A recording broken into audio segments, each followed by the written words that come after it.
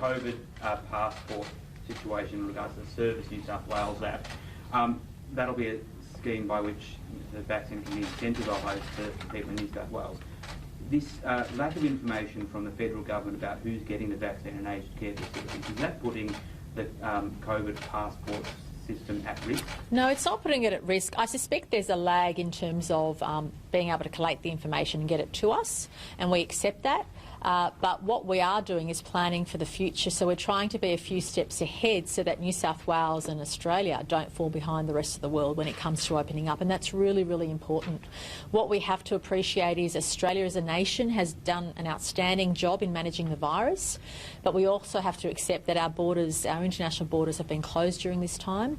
The rest of the world is getting the vaccine rolled out and their borders are open, and so we don't want to run the risk of being left behind, and that's why we're preparing our population. We're preparing what we can do here in New South Wales to really provide those opportunities for our citizens, whether it's international travel, whether it's moving around more freely without restrictions. These are all things we're looking forward to, but as Dr Chant said, that does bring a degree of complexity in our settings, and that's why information sharing is key. And I appreciate the federal government's job is far more complex in having to roll out the vaccine nationally. Ours is just New South Wales, and the only point we make is the data sharing is really important for us moving forward, and we're willing to come to the table as we have been to make sure we get that data sharing where it needs to be. But have you had any information from having two apps, I'm a sorry. national app, a state app? Don't we run the risk of duplication here? Aren't people going to get confused? Oh. It's better that the federal government hold the information who's been vaccinated because they have access to the National Immunisation Register. You guys don't. No, look, I'm completely comfortable with that. All we're doing in New South Wales is preparing ourselves for things that our state might be able to offer our citizens. Other states might be slower to the scene, and we don't want our citizens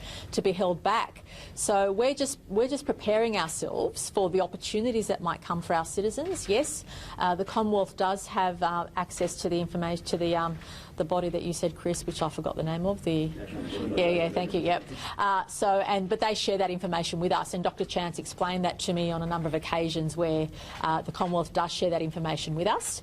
And look, I'm all supportive of a national scheme to give people that passport if that's the case, but if we're able to enhance what's offered or enhance what's available or provide more timely opportunities for our citizens, we're just saying that we're ready and willing to do that, because we don't want New South Wales to fall behind, and I believe a strong New South Wales is a strong Australia, and we're looking forward to the opportunities we have. So there's no doubt all of us still have to be on guard as far as COVID's concerned, but I do want our citizens in New South Wales to start thinking optimistically about the opportunities that might come down the track once the vast majority of our population has been vaccinated, and that's the key.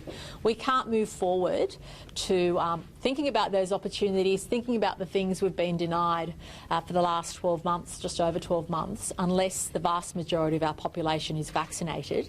And that's why we're always open to considering incentives that our state might offer, which other states may choose not to offer, because we have had a bit of a different pathway to dealing with COVID than other states. Every state, that's the prerogative of their premiers, but we've tried to have an open economy as much as possible. We've tried to keep things as open as possible, and we've tried to not burden our citizens unless we've absolutely had to when it comes to restrictions. And I just want to make sure, and I want to commend again Minister Dominello and Service New South Wales, to have 75 to 80% penetration of an adult population with one app without really trying very hard has been outstanding. And I just want to thank the people of New South Wales for respecting our advice, and the fact that 117 million times people have tapped into QR codes shows that we are building resilience. We are a state that's providing a COVID-safe environment so that we can consider those settings moving forward, and we can look forward to being able to resume those activities that we've been denied since the pandemic started. Have you had any discussions at any point during this pandemic of the Defence Force being involved in the federal government's Phase 1A rollout to aged care facilities? And do you think the Defence Force is needed in aged care homes? Oh, look, I only found out yesterday. I think Minister Hazzard was in my office when we found out together, so I had no prior knowledge to that. And look, I'd just ask you to ask the Commonwealth about what arrangements they have in place.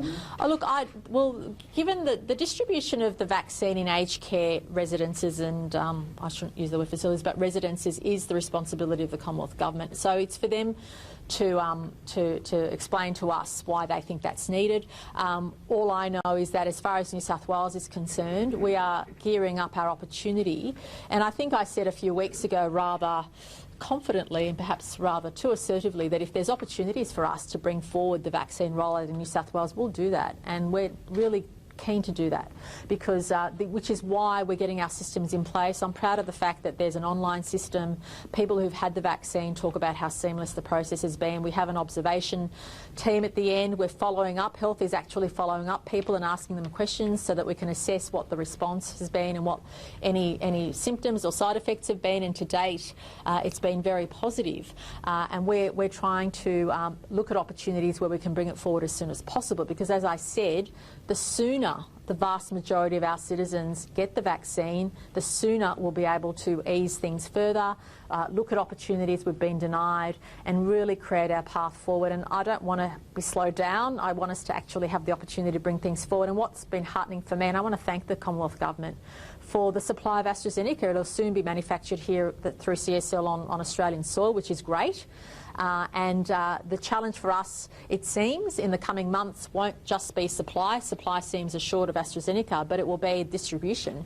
And that's why we're looking forward to the GP network coming online, as Dr. Chant said, and which health experts said, for some vulnerable cohorts or groups of people, the recommendation might be you should go through your GP network. And for other groups of people, we might say, there are opportunities for you to use the existing hubs we'd initially set up for staff and for quarantine workers. There is opportunities for us to extend the use of those for individuals, and that means we can bring the timetable forward. That's why it's really important for us to understand who has been vaccinated in New South Wales in areas that we don't have responsibility for, whether those aged care workers have been vaccinated, because that gives us opportunity then to bring forward the invitation we'll be offering sections of the community to come and get the vaccine. And for us, it's all about maximising those opportunities. We don't want to see vials of doses sitting there without being distributed, and that's why we're just hoping to be able to move as quickly as we can, because having a vast majority of the population vaccinated means we can look forward to a more positive way of living with COVID.